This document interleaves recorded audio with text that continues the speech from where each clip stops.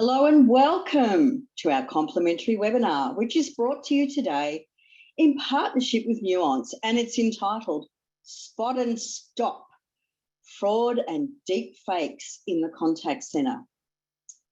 In the spirit of reconciliation, Auscontact acknowledges the traditional custodians of country throughout Australia and their connections to land, sea and community. We pay our respect to their elders past and present and emerging, and extend that respect to all Aboriginal and Torres Strait Islander peoples today. Today's webinar will run for approximately 60 minutes, and during that time, with the help of today's special guests, Michael and Audrey, we hope you're going to be leaning into the conversation, as well as taking home some ideas for your respective businesses. To round off the session, we'll be having a Q&A at the end of the webinar. I'm Fiona Keogh, CEO of Auscontact and your moderator for today. While we're waiting for everyone to join us, let's use the time to quickly run through some housekeeping. Remember, to get the best benefit out of the session, you should be asking questions. Or don't take too many notes, because we'll be providing you with a recording of the webinar. To interact with us, please use the Q&A button on the control panel. You can ask questions or make comments for Audrey, Michael or myself throughout the webinar. We'll be responding to those questions at the end of the webinar in the Q&A session, but if you're anything like me, if I don't type the question when I think of it, I'll forget to ask, so please type your questions as we go along. If you're having any technical issues, please note on the control panel you can click the raise hand button and the Auscontact team will rush to your aid. Or you can revert to the original registration confirmation email, and all the relevant phone numbers and access codes are available in that email. Now, I know that most of you are familiar with asking questions, but let's try out that Q&A button on the control panel right now. And the question for today is not a trick question. What is Australia welcoming from the 21st of February, or should I say, who is Australia welcoming from the 21st of February? And I think it's pretty exciting. Paul knows the answer. That's great. I'm not going to tell you one. Nicole knows it too. Woohoo! And with a smiley face too. Paul's having a jolly joke, he said, and not politicians. So there you go. So the answer to the question, for those of you that aren't sure, we're welcoming visa holders, tourists and travellers that are fully vaccinated. So with that, I would like to introduce our speakers for today, and they are Michael Steinman, Director Regional Technology at Nuance, and Audrey William, Principal Advisor at Ecosystem. And with that, it's over to you, Audrey. Welcome. Thank you, Fiona, and it's great to be here. Really looking forward to sharing some insights with you on a very important topic. So let me just share my screen.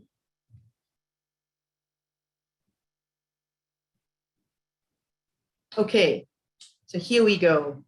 I think there's no question about it as an analyst, especially in the last 3 years.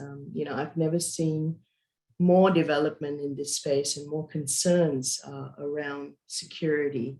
And before I get to, a lot of other areas in the presentation, I just want to highlight some findings from Ecosystem's security studies that have been ongoing. You can see that security continues to be a key concern in the ANZ region, and 49% of organizations re-evaluated cyber risks and measures before anything else when COVID hit. So the last 3 years, and especially when COVID hit, Australia, it was evident that, a lot of IT decision makers, CIOs were so concerned about that hybrid work model. They were just concerned about how employees were accessing information. And if you zoom into just the contact center industry, there have been a lot of concerns around how agents have been taking calls. How do you verify customers? But how do you also know that the right agents are working in your contact center and there's no fraudulent activity there. 52% said that the primary concern remains phishing and malware. So, this continues to be an ongoing problem on a daily basis where we continue to get, emails sent to us from an important CEO. So that's more on the phishing side. And then malware is when, how sometimes you get asked to click on this or click on this image and, you will receive a prize. Obviously that will damage your PC. And you look at the third statistic, 75% of organizations spending more on cybersecurity solutions by the end of 2021 over 2020. So it just goes to show the importance of taking this seriously and what a threat it can be if you don't. Now, when we asked CX decision makers, around, what's important in terms of key challenges facing them on a day-to-day basis, you can see that a lot of the points mentioned here are very technology-driven. So I think one of the key challenges is how do I get that buy-in from the management or the board of directors? And that's because the CX transformation discussion is getting bigger. It's moving beyond the contact center. You're talking about customer experience management, and you're talking about data and analytics. And there's a lot of investments today towards machine learning and AI, for example. So all these technologies are starting to take center stage. And these are big transformational discussions.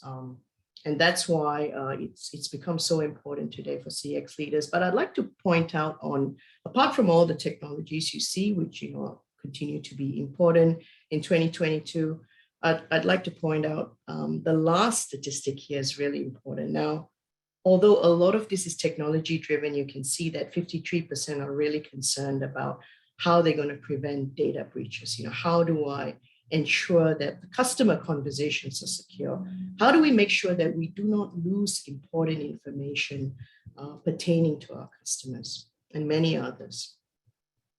So however, organizations are just not doing enough to address cybersecurity. So this is really new data, hot off the shelf from Ecosystems Voice of Experience study, but also from our cybersecurity study. So the data team kindly pulled this together. And you can see that 34% of organizations in ANZ have not evolved cyber measures in the last 2 years. So, it's sometimes a dichotomy because whilst they know it's a threat, they're saying they're going to evaluate their plans, they're going to put in more budget, they just haven't done enough.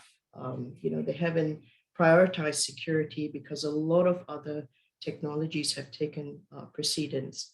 And you can see that some of the areas that they've worked on in the last 2 years have been on implementing multi-factor authentication, providing training on identifying phishing and malware, and many others. And you can see that when it comes to improved authentication systems, it's at 20%. So clearly the organization needs to do enough, especially when you start looking at this from a contact center perspective. And this is a very important point. The first point I'd like to talk about why this is so important when you have to start looking at biometrics, because this is exactly what you and I are going through on a day-to-day basis when we're looking at purchasing something, when we're on that problem escalation journey, renewal journey, cancellation journey. It doesn't matter which journey the customer is on. We're all seeing all these sort of ways of how we communicate with the contact center. And it may not necessarily be a voice call because sometimes we know how painful a cancellation journey can be or problem escalation journey. And it takes a lot of different calls. And sometimes you're chatting with someone on Twitter just to get their attention because you can't get through the contact center, but you're also likely engaging in an in-store experience, and then you're moving to web chat. So the exposure a customer has today beyond voice channels is just getting big. And it's just going to grow bigger. Self-service has become a big priority today for contact centers to develop more efforts on. So what this means is it doesn't matter now how your customer chooses to interact with your brand. but have you thought about how secure these conversations are on all these channels? And I think that's something very important to think about. How important, how do you understand how the customer is behaving, for example, on Twitter? How are they behaving on a web chat conversation? Do you have voice biometrics in place that the customer is immediately authenticated when they're speaking to you? And this is very important because deepfakes are costing enterprises. And voice cloning is becoming so big today that it's something that can be easily done. And fraudsters, they know how to do it with the right tools and technologies. Unprotected passwords that are used to impersonate the actual person.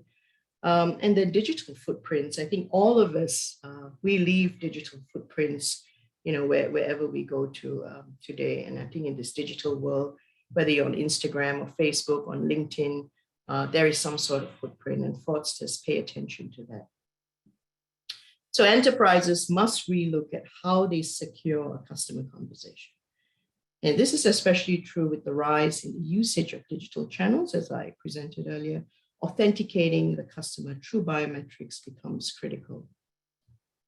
So I think it's so important for customers to become obsessed with how they look at fraud prevention.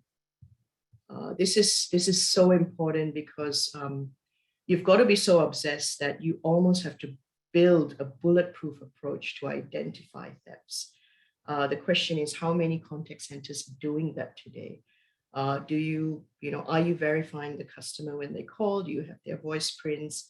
Do you know the customer well enough that when they're on Twitter or web chat, by the way they're typing, or by the stroke of a key, or by some questions, the way they greet you, and that that's a customer? And have you invested as well in some of these analytical tools that can provide you a deeper way of truly knowing your customer?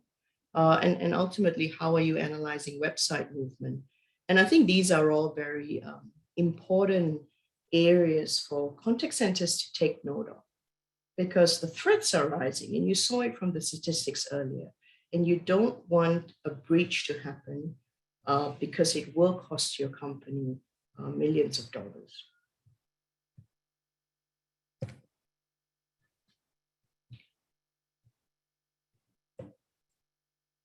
So I'm trying to move my slide.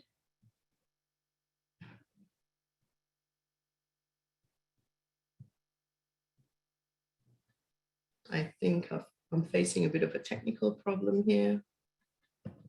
All right, so customer retention is difficult without trust. So once you've lost the customer, and once their passwords have been sold in the public domain, let's say their identity has been sold, their mobile numbers are out there because of a big breach where hundreds and thousands of accounts have been lost, it's highly likely that your customer will choose not to work with you again as a brand.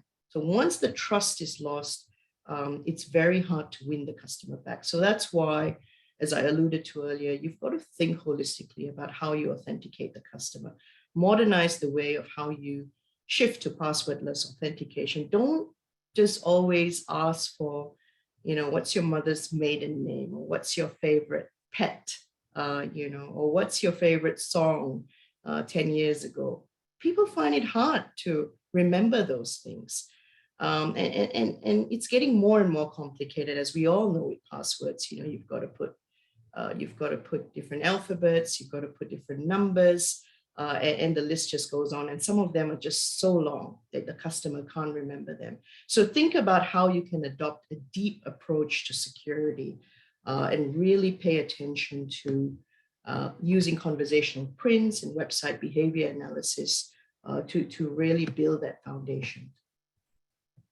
So biometric security is bringing huge reduction in fraud losses and increase customer and increase customer trust. It helps identify individual fraudsters and protects customers along multiple customer journeys, just like what I showed you earlier about how those journeys are becoming more and more important. Now, the second area I'd like to talk about, which is really important, is the hybrid work model. And that's what we're all dealing with today. And many of your agents are working across different cities, different states across Australia. But many are also engaging with BPOs. You know, sometimes we don't talk enough about that. But although a lot of voice calls now have come back to Australia, there's still a lot of back-end work, some web chat activity that happens with outsourcers, and they could be in South Africa, the Philippines, or India. And that still happens. And you've got this dispersed workforce now. How do you know that your agents are handling data correctly? Is the actual agent taking the call? Because with the hybrid work model, it just means that agents are working from home, and sometimes they could be living with their friends. Sometimes they could be living in a large home with a lot of family members. Can a family member actually take the call? Can a family member actually do all the writing when it comes to that post-call wrap-up? You know, are your agents using customer information and engage in other fraudulent activity? And, you know, this is quite common, and I'm sure many of you have received those calls sometimes from agents where, you know, you feel like they're calling from a contact center, but they call your home and they ask you if you've renewed your Microsoft license, or if you're facing a problem with something that needs to be renewed. Now, you sometimes wonder if these are actual agents who've got customer information and they're using it, in very wrong ways. And how secure is the CX platform the agent uses? So there's a lot to think about. And when we asked, contact center leaders in ANZ about, some of the rising security threats they're concerned about, you can see that 73% are really concerned about agents purposely breaching confidentiality. 70% have said that, they're concerned about data loss through security attacks.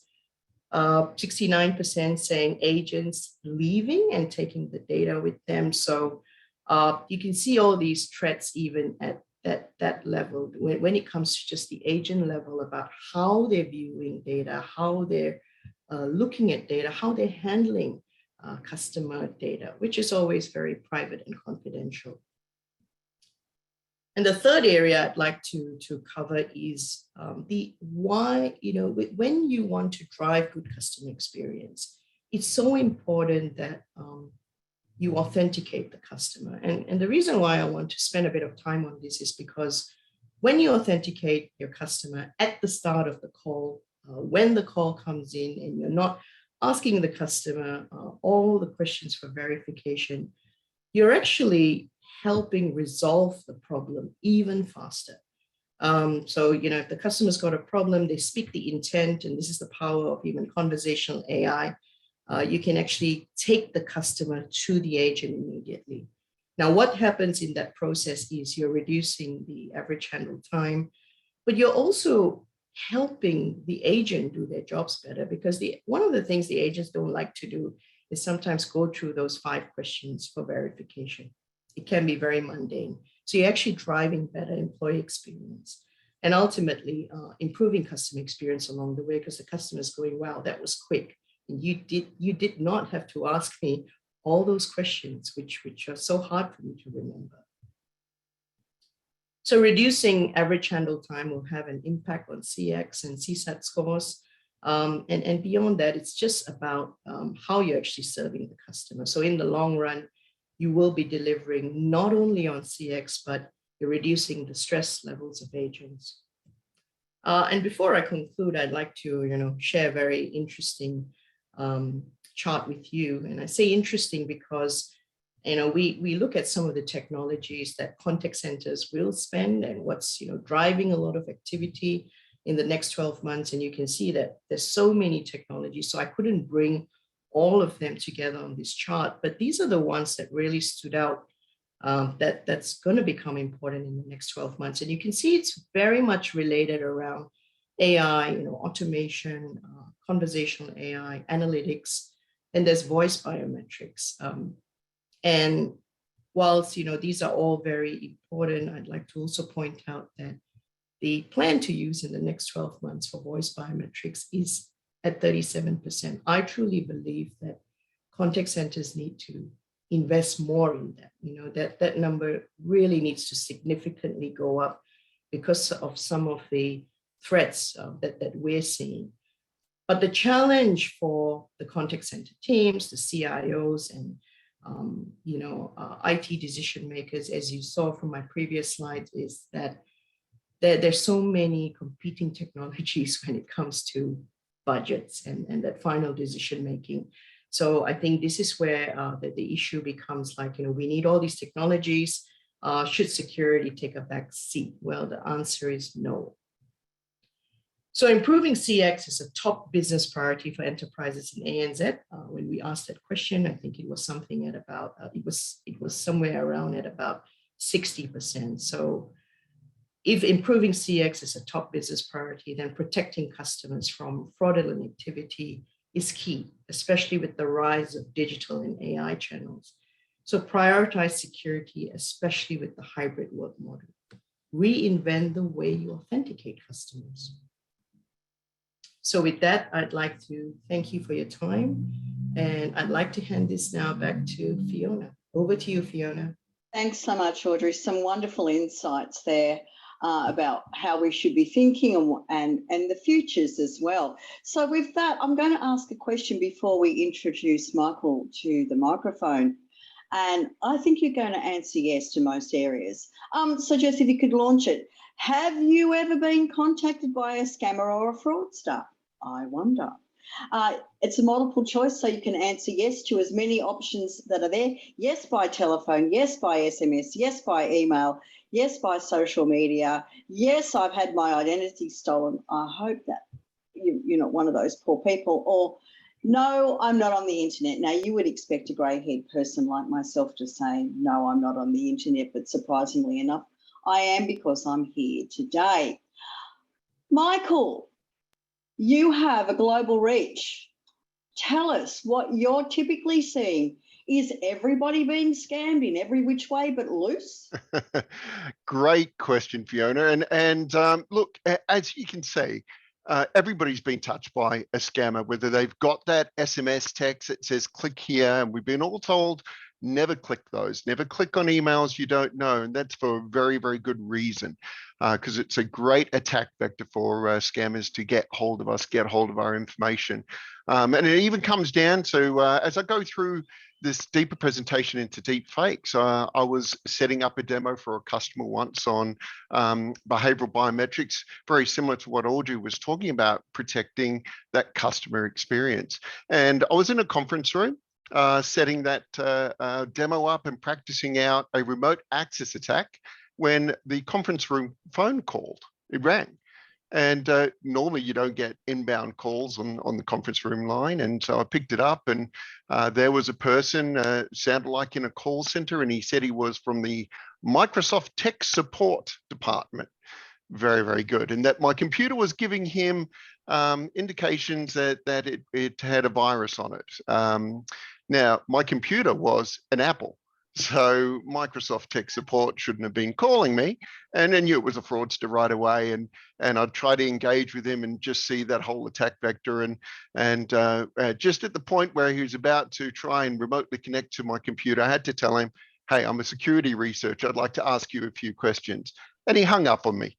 So I didn't get to ask him, but it's amazing that, especially in COVID right now, with everybody working at home, the telephone has become like one of the biggest fraud vectors and attack vectors that these fraudsters are using it. And we've all had these calls. So I'm surprised if someone hasn't been affected by this. But let me go down deeper into the fraud technology. I'm going to build up on what Audrey said and go into looking at the scope of the problem. First of all, I love putting this slide up because it really shows how bad things are. These are data breaches in the 21st century. And it doesn't include the last couple of years, but some of the big ones we can all see are Yahoo. And what that is, Yahoo lost $3 billion emails and password pairs to the dark web. And all these numbers have ended up on a big file in the dark web that the fraudsters are able to get hold of. But it goes even further than that. If you look at 2017 in the Equifax, 143 million, not just emails and passwords, but social security numbers. This was in North America. Dates of birth. So information that we use to verify the identity of someone. And we say, if you know what your date of birth and your address is, hey, then you've authenticated against our database and you can come in and do privileged transactions. Well, in this day and age, with this amount of data that's been compromised, that's no longer good enough security. And to have a look at JP Morgan Chase and Target Scores and Adobe and RSA Security, these breaches have just been phenomenal. So I love this one, and Audrey again spoke about the what's known as knowledge base authentication, and it's absolutely terrible, but I love this cartoon. And it says, hey, you can name it whatever you want, but be sure it's something you can remember, because you'll be using it as a security question and answer for the rest of your life. And that's so true. We're asked these questions like, where was what was the town I was born in? What was the first road I was born in? What was my mother's maiden name? And again, this is all detail that most people can find online through what's called OSINT. So it's in intelligence, it's very easy to pick up. I don't know how many times LinkedIn tells me some of my contacts are having birthdays. Well, LinkedIn just recently lost 150 million records from a fraudster scraping their website and then putting that out on the dark web. And it's been purchased many times over. So all of you people here right now who are on LinkedIn know that your details more than likely have been lost to the dark web. So let me talk a tiny bit about why we're in this position. NIST did a study a couple of years back where they looked at a whole ton of people and asked them about their experience with security. And the one thing that they came up against time and time again is that people said security is hard. So, when they're logging into a service provider like their banking system or a telephone provider or their frequent flyer accounts, on their for travel, they say, it gives me a login. I have to put a password and my email in, and then I've got to get a site key, or I've got to get my RSA key, or I've got to get a second factor authentication. I've got to go find my mobile, and then I've got to put that number in. All of these are barriers. And if you remember back to that Harvard study that said, stop delighting your customer. It's not about delighting them. It's about removing the customer effort from their transactions so they can get stuff done easily. To create security, what we've done is put all of these roadblocks back in and increase their effort. And these are why customer satisfaction scores are going down low, especially around authentication.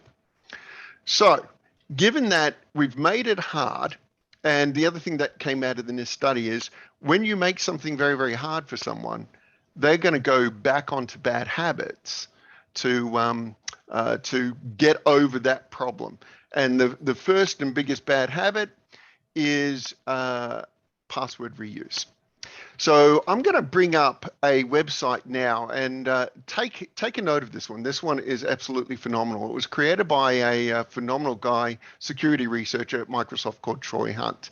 And he's put it out on the internet to help all of us, including our customers, including enterprises, not to get caught by this huge breach of compromised data that's out on the dark web. And I'm going to actually bring it up right now. I've got it live here. And the very first time I came out and went to this website, I did what a lot of people did. I put my email in, and this is my email, my home email. And what it does is it searches that big, huge file of 11 billion accounts and says, have you been noticed in a breach? So are your details leaked to the dark web? And if you can have a look down here, it has, and in a big way. My service providers that I trust, Dropbox, my accounts for Jeffet, which is my exercise account, Kickstarter, LinkedIn. All of these different service providers have, during different times, lost my information. And like I said, the LinkedIn one just recently in 2021 was a really bad one. It was actually approximately 400 million records, over 125 email addresses. That is all information that people can use to socially engineer into an account. So this is absolutely phenomenal. If you get a chance, you can come here and find out if you've got anything that's compromised. And in fact, one of the great things here is this password tab. You can come in here and put in your password, and I'm going to put in my old password. This is not my actual new passwords anymore. This is the one, as we do, you kind of use one that's secure, and you use it for your financial websites, and then you've got ones that are kind of general. This used to be my financial one. And if I look at that, I thought it was unique. It's been seen 155 times before, and this thing absolutely chilled me, because now most of the fraudsters out there have a way to get personal information on me, get my previous passwords and my email addresses, and then use that to be able to compromise my service providers. So let's have a look at deep fakes. And I'm going to show you some really kind of state of the art of deep fakes. I think a lot of people might have seen this one here. This is the one where the person really deep faked Tom Cruise. So he did a video where his voice was changed and his appearance was changed in that video to look like that person. So I'm going to show you another thing around the visual. Then we'll talk about the audio, and then I'll tell you how we can combat some of this stuff. But I wanted to show you just how good these deep fakes are. And we all can see that looks like Tom Cruise, but there's a new attack vector that's even more insidious. So I'm going to show you a couple of photos here. You can see this person. I mean, just as you're looking at him, do you think, is he a trustworthy person? About how old is he? What do you think his socioeconomic background is? Let me throw another one up. How about this person? Again, what do you think her age group is, her demographics? All of these photos that you're seeing on the screen right now, they're not photos. These are images that have been created purely from a computer algorithm called a GAN, a generative adversarial network, which is a deep neural net that's able to build pixel by pixel something that is photorealistic. And why this is phenomenally scary is that in the rules around KYC, know your customer here in Australia, a lot of the times when we're doing signing up and acquiring customers online, we get them to take a photo of themselves with a piece of paper saying the date or, I am Michael Steinman. It's very easy for these fraudsters to create what's called mule accounts, being able to create them with fictitious videos, fictitious information or stolen information. They don't need to use a real picture. They can just create it out of thin air. And these things look phenomenal. To my eye, they look like real people, but not one of them exists in the real world. It's all completely generated. So the audio. This is the one I've been waiting to play you. So you might not know, but Nuance has been at the forefront of synthetic speech for about 20 years. So we did the original voices in IVRs, in Kindles. So if you got your Kindle to speak back to you, that they were all synthetic voices created by Nuance. So we know what it takes to create a synthetic or a fake voice. It used to be hundreds of hours of audio in a booth and away you go. Well, now with as little as 30 minutes of audio, you can create a voice that sounds incredibly like a real person. So you've heard my voice, you've heard my mannerisms. I'm going to play you a fake me or a real me. Let's see if you can tell. Hello there. I hope everyone is doing well. Since you have heard my actual voice, I wonder if you can tell if this is my synthetic voice. I don't know whether you picked it up, but I remember when I first played this as we were getting ready for this presentation, and my wife walked by the office door and she popped her head in because she said, Michael, I heard you speaking, but it sounded kind of off, but it was you. I went, actually, it wasn't me. It was purely created digitally. So if you think about something that a person calls into a call center, they can do typing responses on the fly and sound something very similar to. My name is Michael Steinman. I'd like to apply for a new loan. I'm thinking about buying a second-hand truck and I'll need about $45,000. I'll also need to change my address. I'll just stop it there. But you can see how potentially easy it would be for somebody to mask their visual self, mask their audio self, and start to socially engineer their way into account. So what can we do about it? Well, we have voice biometrics. And what voice biometrics does is it analyzes really two characteristics about the voice. The first one is the physical characteristics.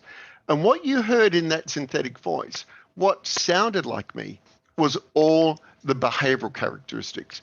In other words, my accent, my pronunciation, my rate of speech, my emphasis, that can be simulated in a synthetic voice. But what can't be is the physical characteristics, the lung capacity, the vocal tract length, the shape. These are the different parts of the signal that we get that proves it's a real human creating that voice and not just a synthetic voice, one of these deep fakes. So we can go in and look further and see digital artifacts and recording issues so we know if it's been digitally created. And this is now the next steps that you have to do to really combat these deep fakes. It's going that next level, looking at everything around the call as well. Where's the call coming from? Is it coming from a Skype out? Are they trying to hide their origin? Are there digital artifacts? Is it synthetic? So all of these things, and Audrey talked about looking at all of the signals, going a bit deeper into your authentication beyond that password, beyond the 3 questions of what's your name, date of birth, and address. And it's only that way that we're going to be able to get these, detect these synthetic speech of fraudsters out there.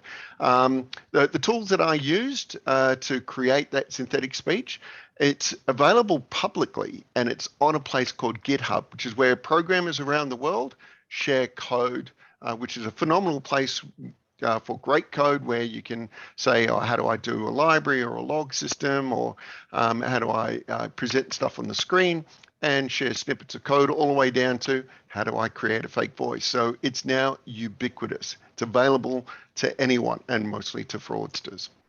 So thank you very much for being able to show you a tiny bit of that. Remember, go out and have a look at Have I Been Pwned? Check your own email, but I want to hand it back to Fiona. Thanks, Michael. I'm glad you didn't present any deep fakes like deep fake diamonds. I would have been absolutely beyond being able to cope with that. But it is rather alarming, or we should be alert to it. So if I could get you to stop sharing your slides, Michael, and Audrey's rejoined us. Welcome back, Audrey. We're going to have a little bit of a fireside chat without a fire, which is good. So we probably don't need it. It's probably too hot for it today. But anyway, Audrey, I've got a question for you. You know how we've moved to the hybrid model, and it's kind of become what we need to offer our employees going forward. So it's not going away anytime soon. Do you actually think that contact centres are doing enough from a security perspective? And what could be done better? Yeah, Fiona, I think contact centers are clearly not doing enough. I think that's where the problem is. I was just speaking to actually a BPO not too long ago, and they do a lot of work with one of the banks. And they were just saying to me that one of the biggest challenges they have, and they're trying to figure out how to get around it, is just looking at what the agents are viewing in front of them. So even that is a big challenge today. I can see all this customer information about Fiona or Audrey on the screen, and I can take my mobile phone. So agents today have mobile phones close to them. Now I can hit capture and that is captured. So what a lot of contact centers are doing now, they're investing in masking technology, where if that photo is captured, it's masked. So the agent can't really store that. And then I think, Michael spoke so much about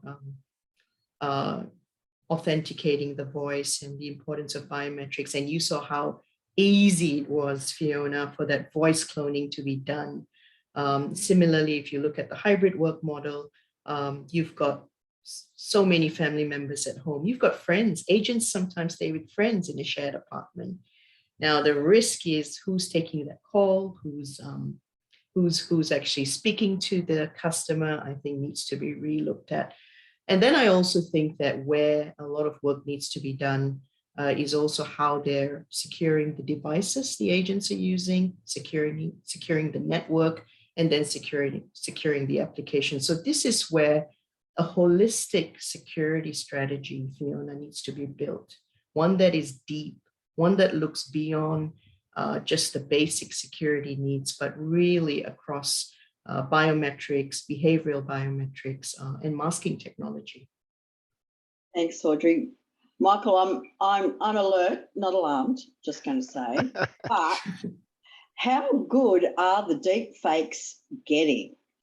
Yeah, so it's always going to be a competition between the fraudsters and the people who are trying to defeat the fraudsters, right? And we're staying one step ahead, and we're actually in a very good place, luckily, at Nuance, because we've been doing synthetic voice for 20 years. We know what it takes. But you heard that voice in mine. Now, you probably picked it up that it was a bit flat, a bit monotone, but it sounded very much like me. And this was with 30 minutes worth of audio. You put in 20 hours, 50 hours worth of audio, and it starts to pick up that mechanism that I've got, my cadence, my different prosodic speech, the way that I talk, and it becomes better and better. So it's really an effort thing. How much effort does it take for the fraudster to get even better and better? And that effort is becoming less and less for them, because that's normally what stops them from doing it. If it takes 1,000 hours of audio, no one has 1,000 hours. But now it's taking 30 minutes and soon it'll be 30 seconds. And so it is getting phenomenally better, but we're staying in front of that. And that's going to be a continuous race. Yeah. And, you know, the better the technology gets, because we want technology to be good, it opens up, you know, the risk, I guess, further, because it's, as you say, a race, but we are ahead. Audrey, back to you, and I'm going to ask you a CX question. So let's do some positioning. So customers are now speaking to chatbots, they're using mobile apps, they're speaking to agents on Twitter and using many digital tools. So what can customers, contact centres do better to drive good CX? And as you said, once the trust is lost, customers will no longer want to deal with your organisation. Therefore, securing conversations on these channels must be of the utmost priority. So what can we do better?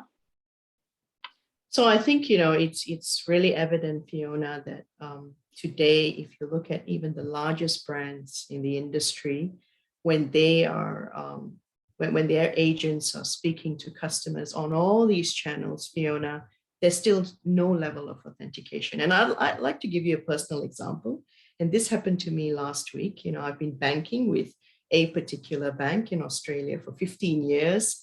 And, you know, I couldn't reach the call center because, fair enough, they put out a note saying that they're facing high call volumes and they're facing a bit of issues. So, you know, I put in a request through Twitter, because I find that sometimes when you cannot get through a contact center, you go to Twitter, and normally an agent will serve you pretty quickly. And the agent was really good. She came on board, but they had a struggle. They were struggling to find out if I was the real Audrey. How could they verify me? So this is a typical customer, and more customers are turning to Twitter, but they couldn't verify me there. So they said, hang on, you're overseas. I said, yes, I don't want to be put on hold for a long time, because that's going to make my internet bill soar, my phone bill soar, sorry. And I said, here's my number, call me on this number. So fair enough, they called me. But then they said, because you're overseas, we'll have to verify you even more. So they said, here are the 10 questions we're going to ask you. Now, 10 questions I gave them 15 years ago, and I fill those blanks up. They were asking me those questions. And even after we went through that, they were saying, we need to put this through the system. We'll check it. We'll see if we can verify you, if the Twitter matches the voice.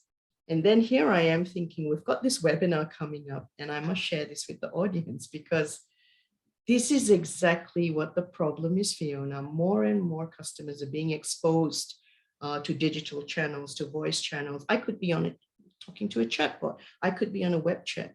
How are you going to verify me? Are you always going to ask me those 10 questions? Are you always going to struggle? So I think this is where the importance of voice prints becomes important, truly knowing your customer. And, and also when I spoke to that agent, I felt like he was starting to get really annoyed because he had to go through these questions. So why not make it simpler for the agent? And I think, authenticating the customer, verifying them across any channel, must be done. And it's something contact centers are not taking seriously enough. So yeah, I think a lot of work needs to be done. It is a struggle. And I can't believe the agent didn't believe your Twitter handle, the real Audrey William. Like, what's unbelievable about that? Like, seriously. I believe it's self-descriptive. Yeah. It is indeed. And Michael, and I love this question because it's many people are doubting Thomases, shall we say. How accurate is biometric security? Very good question. Of course, I'm going to say fantastic, but let me put a bit of substance behind it so we can understand. It is quite amazing. We've got the technology now down to the point where, as simple as a 2-second bit of audio. So think about it when you're talking to an IVR, we're talking to the call center, and you say, of course, welcome to our service center. How can I help you today? And you say, I'd like to get some information. At this point, 2 seconds into that statement, we can get a good voice print off you to say that is you, that's not you, or that's a fraudster. And if it is you, let's look at some of the figures. Traditionally in the call center business, out of every 100,000 calls into a call center, we've said about 60 of them will be fraudulent. So that means 60 fraud calls per 100,000. With a false accept rate of 0.5%, which is how we measure biometrics, that means out of those 60 fraudulent calls in 100,000, we'll stop all but 0.5% of them. And that means all of them. So no fraud calls can get in whatsoever. And it really comes back to, if you think about a fingerprint, and we've all been taught, there we go, fingerprints, that they're unique. But traditionally, when people look at fingerprints, they're only looking at 20 dots, 20 points within that fingerprint. If you take something like a face print, they're looking at maybe 100 points in your face, which is measurements between your eyes, your mouth, and your nose. When you look at something like a voice print, because it's always variable, we're taking 1,000 points in that, which means the entropy space, the space to be unique, is very, very large. That we can even tell two monozygotic twins apart. So twins that have exactly the same DNA, have been brought up in the same household, we can tell the difference in their voice. Wow. Well, that's the panel discussion. So let's move on to the questions, and they are now coming in thick and fast. Keep those hands on that keyboard and keep those questions coming. So I love Tanya's question, and this is going to be for you, Michael.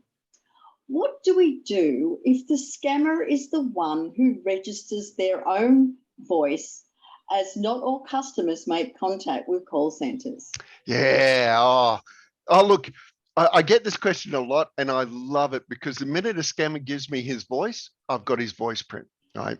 And now there's two parts to this. And the first one, the way that scammers work, they're not very inventive. They normally have a cheat sheet that they're working from, the information that they've got a script that they go through. And this is what I love mostly, because that's a behavioral trait, and we can pick up on that script and know that that person is fraudulent to begin with. So before we even get down and let them into the account, let them register their voice, we can tell potentially this is a fraudster. But once we have their voice, we can, and we see that they're fraudulent, we can put them on watch lists. So no matter where they try and talk to us again, where they try and use their voice for a transaction, we'll be able to pick up on them straight away. So you'll find that most fraudsters are very scared about leaving any fingerprint, any voice print behind, because that puts them out of action for the rest of their lives, right? So when they see that type of security is in place, they'll move on to someplace else. But those that don't know, don't figure it out, and give us their voice, it's a fantastic thing, because they go on the naughty list straight away. And we like to keep that naughty list right up to date, don't we, Michael? We do, yeah. Yep. So, Audrey, a question for you. Should contact centres invest in more biometric security?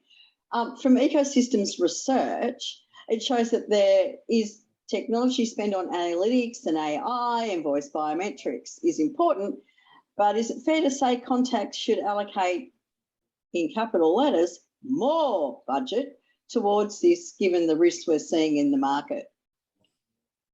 I think definitely, and I think, you know, some of the data that I presented earlier talked about how only 34% of organizations are, you know, reevaluating some of their cybersecurity measures, and this was as early as 2022. So it just goes to show that, you know, what the big problem is, Fiona. The big problem is the whole, you know, this whole notion around CX transformation, as you and Michael can imagine, is becoming a big discussion around customer experience management, getting the customer data across sales, marketing, digital, and then the contact center, AI and automation technologies, knowledge management, and the list just goes on. And I think that there are two pressures coming here. So one pressure is, okay, we've got to innovate, we've got to take customer experience to the next level, or we've got to invest in some of these technologies. And so this comes down to a question of competing budgets.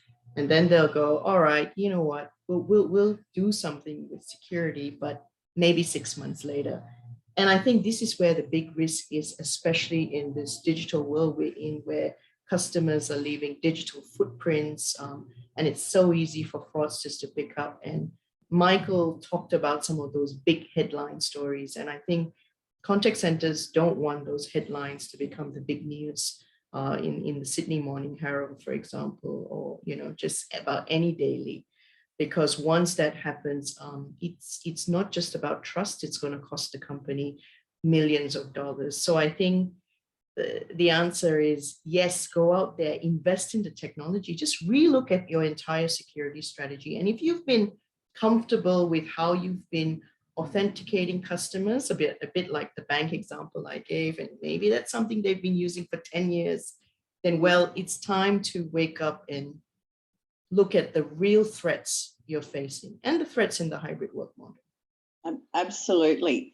Michael, this is an interesting one. Danielle would like to know, what can we do if we've discovered that our email is pwned, but we have not experienced any financial loss or a proper scam? Yeah, so that's a wonderful thing about that website, because now, luckily, in the last 2 years, the Australian government has enacted a law that says companies who have these breaches have to tell their customers. Now, prior to 2 years ago, that wasn't a law, and companies try to hide it. So that's why it was a surprise to me when I went out to have I been pwned and found out all of these service providers that I trusted had leaked my information and never told me about it either, which is terrible. But once I had found it out, there's several things. First thing you do is change all your passwords. And passwords are anachronistic, they're terrible, but they're the system that's out there for the majority of our website. So get a password manager, change them into those really long, complex, non-words, non-leet speak, things that can't be thought about, that are not on that 11 billion password file, and have a separate and unique password for each of your service providers and websites out there. Secondly, if you can go into two-factor authentication, it's not the best, but again, that's one step ahead. And thirdly is really get down to your service providers and say that you need much more security. I think, as Audrey said, there's a bank that was using 10-year-old technology to authenticate her. Well, the fraudsters aren't using 10-year-old technology. They're getting stuff that's we haven't seen, that's coming in the future. They're right on the leading edge. I want my service provider, the people who are looking after my money, my telephone, and my mortgage, to be one step ahead of them. So I want them to start to enact things that are not only more secure, but again, like that Harvard study, don't delight me. Just take the effort away from me. I don't want to sit there choosing zebra crossings or which photo has a bus in it. That's not what I want to just spend 10 minutes before you let me into the system. I want something more secure and make it easy for me. Thanks, Michael. Audrey, there's a question that's coming for you, where you mentioned that 34% of organisations in ANZ have not evolved cyber measures in the last 2 years.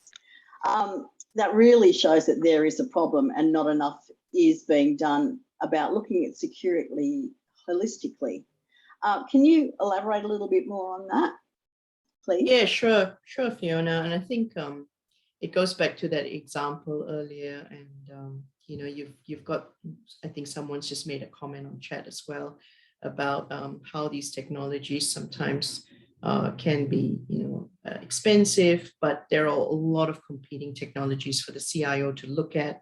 And this is where the board of directors need to really take this seriously, because one of the things they constantly say to me is, we want to improve customer experience. We want to drive great customer experience.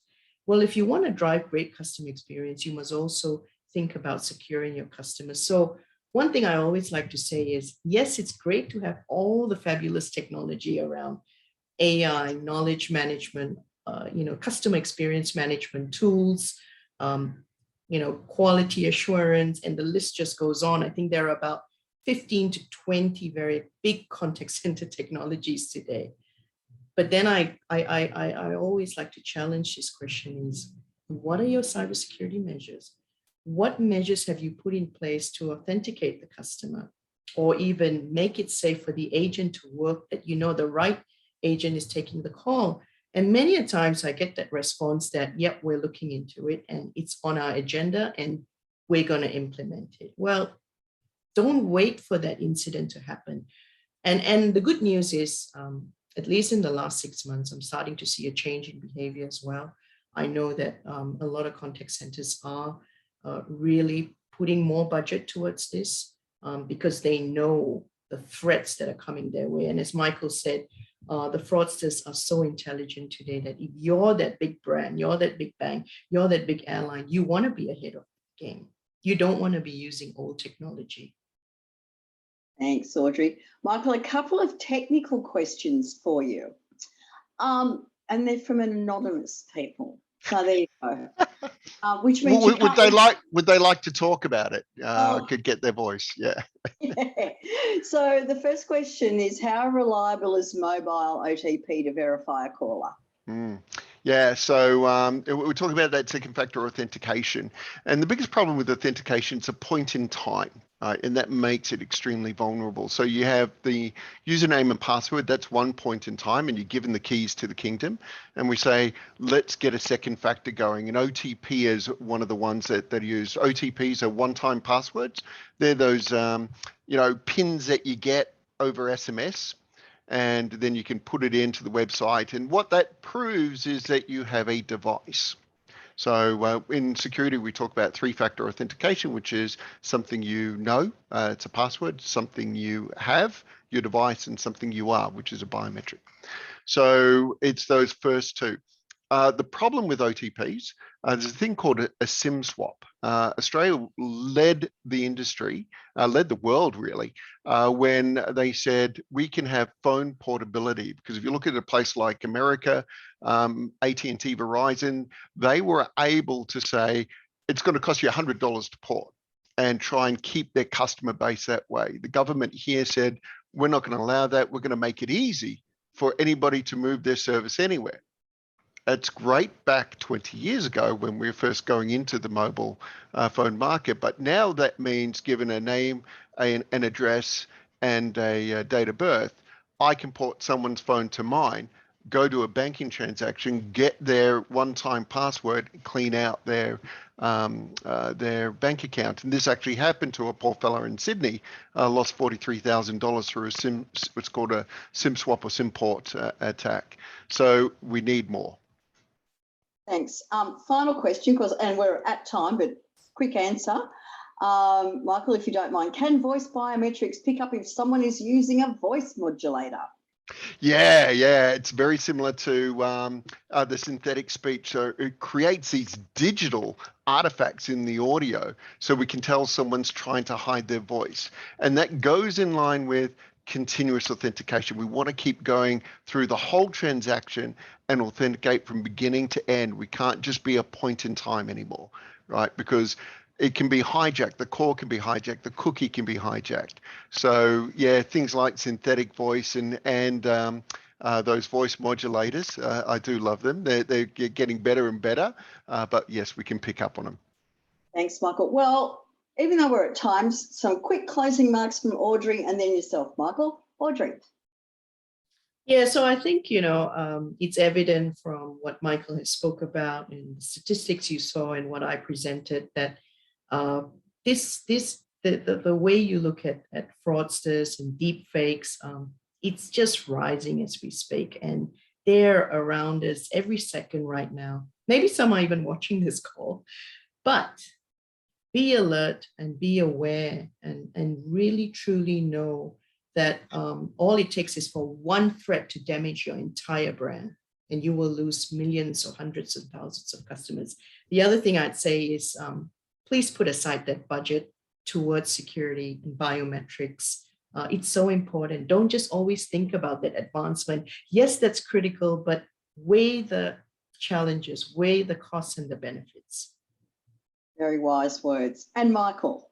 Thank you. Look, I've got 3 points for everyone out there, right? The first point is don't create more effort for your customers. We have to be more secure, but we can't make it harder for them, because if you make it harder for them, you're going to lose them. The second point is don't make security a point in time. That opens you up to a whole vector of attacks. It's got to be continuous from the beginning of the transaction to the end of the transaction. And that's the only way that you can make sure that you haven't got man-in-the-middle attacks and cookie stealing and other things that are going on. And thirdly, don't ever stop on this pathway of securing our customers. It's up to us as the service providers, as the enterprises and the corporations to really look after them, especially like our vulnerable people, those who are 55 and over, who are not technophiles, and they're getting these calls from Microsoft tech support, right? So we've got to be able to do something to protect those people as well. And it's that whole thing that Audrey talks about, building trust and keeping that trust. Well, with that, we're a couple of minutes over time, but thank you, Audrey. Thank you, Michael. Thanks to everyone who stayed with us today to learning about spot and stop fraud and deep fakes in the contact centre. And a huge thank you to Nuance for enabling us to bring this to you. Have a great rest of your day wherever you may be. Change your passwords. Don't make them the same. Absolutely. Right, have a great day, guys. Bye. See you later. Thank you. See you. Thanks.